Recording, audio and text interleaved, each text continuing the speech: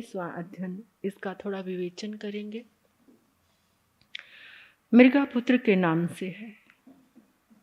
परमात्मा कहते हैं अधिक सुख सुविधाएं इंसान को गुलाम बनाती हैं, प्रतंत्र बनाती हैं, कर्मों का बंधन कराती हैं। अधिक सुख सुविधाएं, अगर उन सुख सुविधाओं के बीच में भी कोई त्याग का, तप का मार्ग अपनाता है तो वो बंधनों से और पापों से मुक्त हो जाता है। आज का ये पंचम काल, हर इंसान सुख सुविधाओं को जुटाने में लगा हुआ है। उसके लिए ये 19वां अध्ययन हमें एक मार्ग देता है, एक प्रकाश देता है।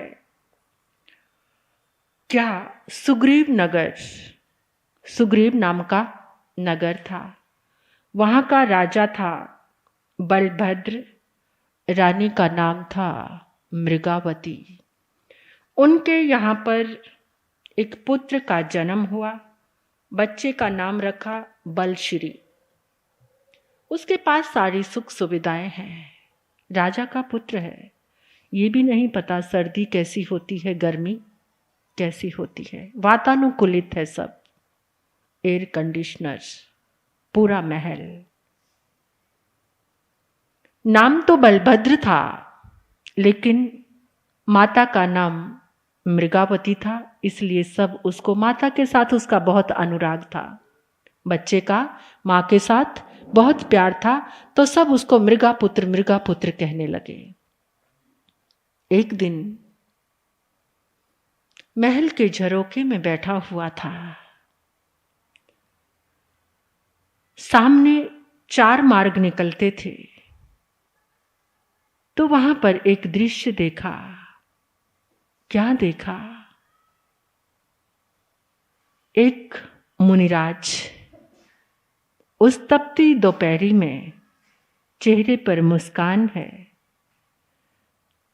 नजरें नीचे हैं, चलते चले आ रहे हैं। उनको देखते ही अंदर एक प्रमोद का भाव उत्पन्न हुआ, उल्लास, खुशी, प्रसन्नता। अपने अंतर हृदय को टटोलना। जब आप किसी साधु को अचानक दिखते हैं, क्या आपके भीतर ऐसा आह्लाद? मृगापुत्र ने कभी नहीं देखा था, पहली बार देखा, पहली बार देखा, और अंतर में देखते ही देखते सोचने लगे, आज तक ऐसी खुशी कभी उत्पन्न नहीं हुई। ये कैसी खुशी है, ये कैसा आह्लाद है, कैसे अंदर प्रकाश से भर रहा है, अंदर खुशी खुशी उमड़ उमड़ कर आ रही है। सोचते रहे, अंदर चले गए, अंदर की उस खुशी की अनुभूति कर लेने लगे। और अंदर में आया, ऐसे सूर्य को मैंने पहले कहीं देखा है। एकदम ये रूप मुझे जाना पहचाना लग रहा है, ये चाल मुझे जानी पहचानी लग रही है। ये हाथ में जो पकड़ा हुआ है, ऐसे लग रहा है कि जैसे मेरी इससे पहले मुलाकात हो चुकी है। कब हुई है? पहली बार ही देख रहा हूं। अगर ऐसा कभी जागरण हो तो बाहर की दुनिया को देखना बंद कर देना, अंतर में डूब जाना। अंतर में चले गए, आंखें बंद हो गई, अंदर में खोजने लगे, खोजने लगे, खोजने लगे। इतना खोजा कि पूरा आभा मंडल स्वयं का साकार हो गया, और अपने ही उस आभा मंडल में जाति स्मरण ज्ञान हो गया।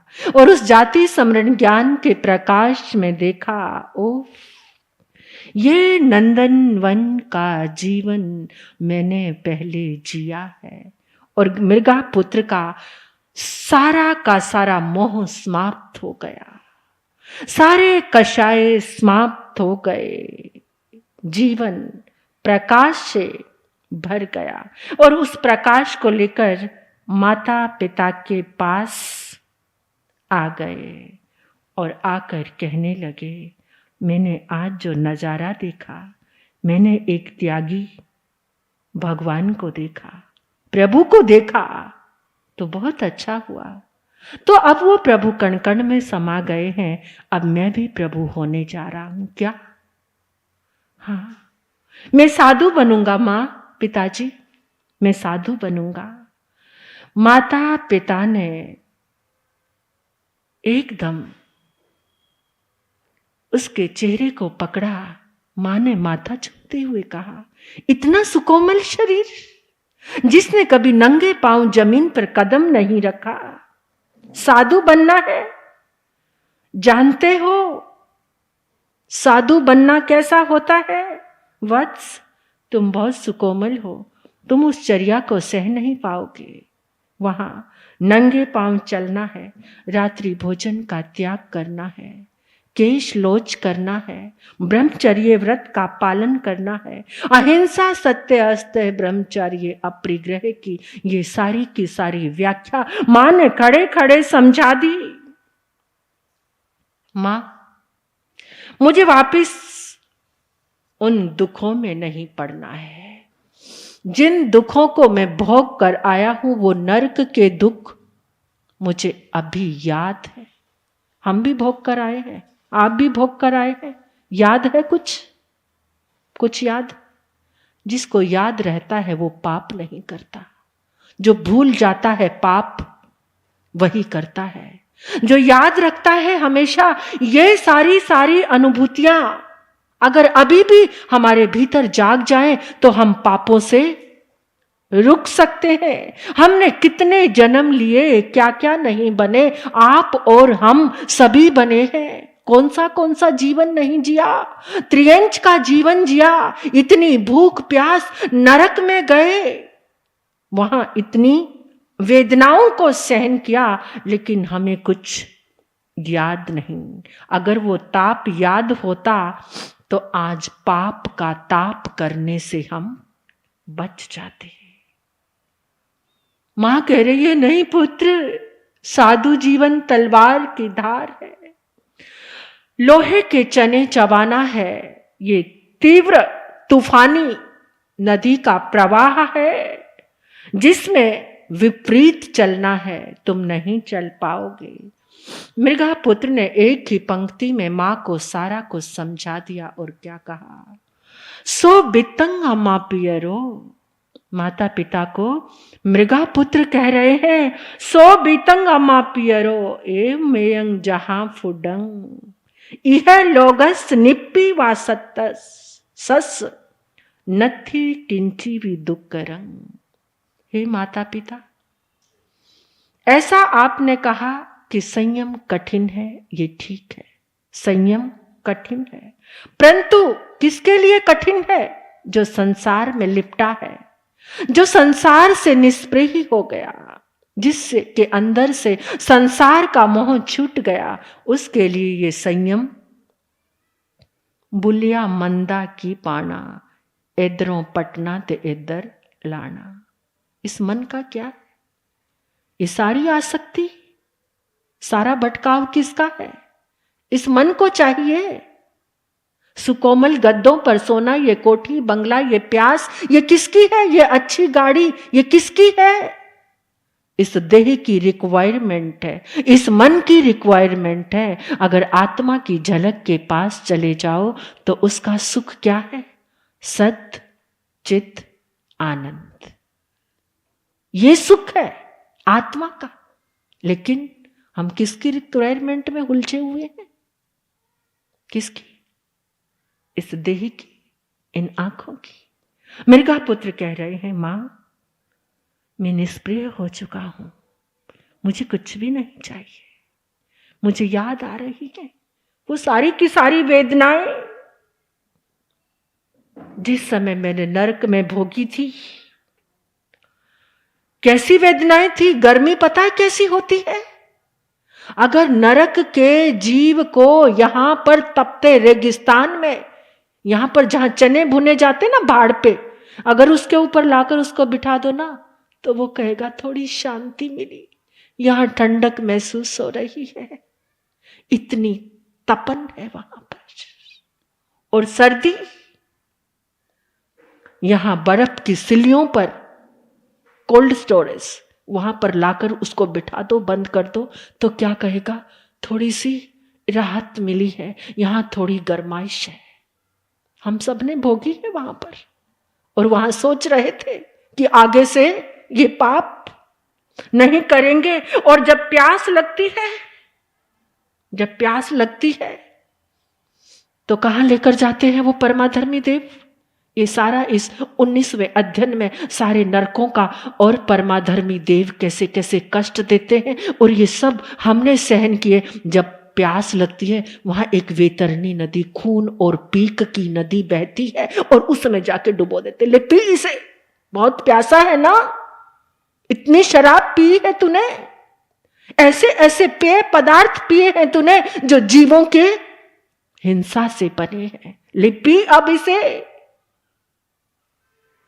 और जब भूख लगती है, उसी के शरीर का मांस काट कर पकाकर ले खा। बहुत अभक्ष्य खाने का शौक था तुझे, बहुत लोलुप था तू खाने के लिए, ले अब खा इसे, खा। दूसरों का मांस तो बहुत बार खाया, लेकिन वहां अपना ही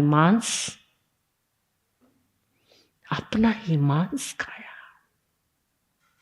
ऐसी यातनाओं को सहा, और जब उस ताप से परेशान होकर दौड़ा गया, एक पेड़ है, वहां जाकर बैठा कि थोड़ा सुकून मिलेगा, लेकिन वहीं पर वो पेड़ के पत्ते गिरे, अंगों को ऐसे काटा जैसे तलवार ने सारे अंग काट दिए। मां, ये सारी वेदनाएं मुझे आज भी याद है। अब नहीं, उन वेदनाओं के पास मैं नहीं जाऊंगा। अब मुझे नरक में नहीं जाना, अब मुझे उस यातना को नहीं सहना। इसलिए मां, मैं साधु बनूंगा। मां, और भी बहुत विस्तृत है वो नरकों की वेदना। रतन प्रभा नाम है उस धरती का, जिससे रत्न तीखे होते हैं, जहां चलो वहीं से हाथ पांव काट देती है।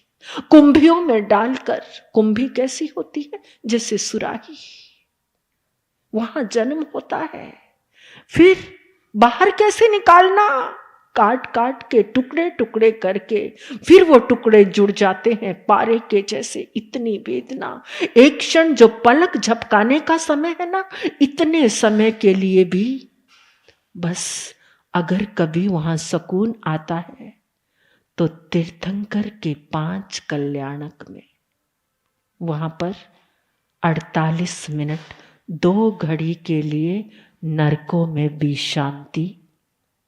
आप देखो, तीर्थंकर के इतने शांति में पुद्गल होते हैं कि तीनों लोकों के जीवों को उसी तीर्थंकर परमात्मा के वरदानों की ये आराधना हमारी चल रही है। जिसका मन अशांत है, जिसका मन व्याकुल है, जिसका मन भटका हुआ है, जो हर समय बेचैन रहता है, जिसका मन तनाव में है, उन्हें आकर इन वरदानों को सुनने चाहिए। ये हमारे असीम पुण्य उदय है। हमारे बीच में भाई आए हैं टोहाना से, वेद प्रकाश जी। देखो, ये अजैन है, लेकिन कंटिन्यू यूट्यूब से पूरे 4 महीने लाइव प्रवचन सुने इन्होंने।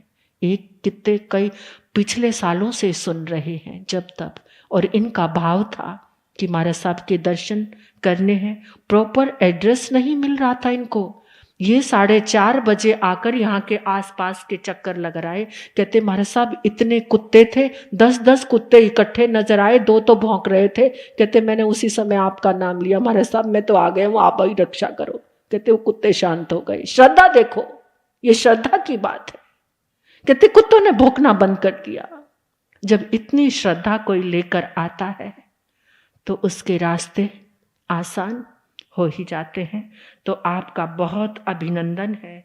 और उधर वो मृगा पुत्र जब माँ को कहा कि माँ ने भी सुना, माँ भी भव्य आत्मा थी, ऐसे पुत्र को जन्म देने वाली माँ, जिस पुत्र को एक पल में जाति स्मरण ज्ञान हो गया। माता पिता समझ गए और उन्होंने कहा, पुत्र सिर्फ एक बात और सता रही है। क्या माँ? तू जंगलों में जाएगा मुनि बनकर, अगर तू बीमार हो जाएगा तो तेरा ध्यान कौन रखेगा? वहां जंगलों में कौन तेरी सेवा करेगा? कौन तुझे दवा देगा? मां, आपको पता है, जब जंगल में हिरण और पशु बीमार होते हैं तो वो निसर्ग, प्रकृति उनको स्वस्थ करती है।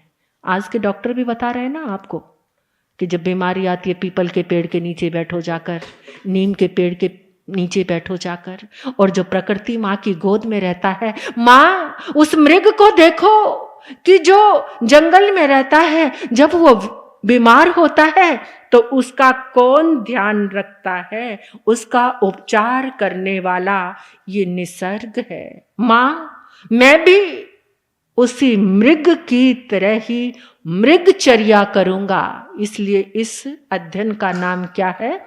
मृगा पुत्रिय के। मां, मैं भी मृगचर्या जीकर ही अपने जीवन की रक्षा करूंगा, मुझे आज्ञा दे दो। जैसे वो जंगल में मृग घूमते हैं, इसी तरह से मेरी रक्षा स्वयं निसर्ग करेगा, स्वयं प्रकृति करेगी। आपको पता है, जानवर मनुष्य से ज्यादा समझदार हैं। जब मनुष्य बीमार होता है तो खाने बार बार उसको खिलाते रहते हैं। जब कुत्ता बीमार होता है ना, उसको कुछ होता है तो वो खाना छोड़ देता है। जब खाना छोड़ता है तो वो ठीक हो जाता है। और हम क्या करते हैं? पालतू कुत्तों की बात नहीं कर रही, क्योंकि पालतू कुत्तों को तो इंसान ने अपने जैसा ही बना दिया है, उसका जो अपना नेचुरल स्वभाव था उसको खत्म कर दिया है। लेकिन वास्तविक रूप में जो उनका स्वभाव होता है कि जब बीमारी होती है, तुम जितना उपवास में आ जाओगे, जितना एक समय भोजन रहोगे, जितना भूखा रहोगे, उतनी जल्दी बीमारी समाप्त हो जाएगी। लेकिन हमारी मानसिकता तो ये अध्ययन है, 19वां अध्ययन, किसी को बहुत पीड़ा सताती है। मनुष्य बनकर भी कोई नर्क के जैसा जीवन भोग रहे होते हैं। क्या कहते हैं ना, मैंने तो धरती पे साक्षात नर्क देख लिया, या वो धरती पे साक्षात नर्क जैसा जीवन जी रहा है। तो उसको क्या करना चाहिए? ये 19वें अध्ययन की आराधना करनी चाहिए। नरकों जैसे भयंकर दुखों से उनको मुक्ति मिल सकती है, शांति आ सकती है, संतोष आ सकता है। तो मेरे परमात्मा को कोटि कोटि नमन।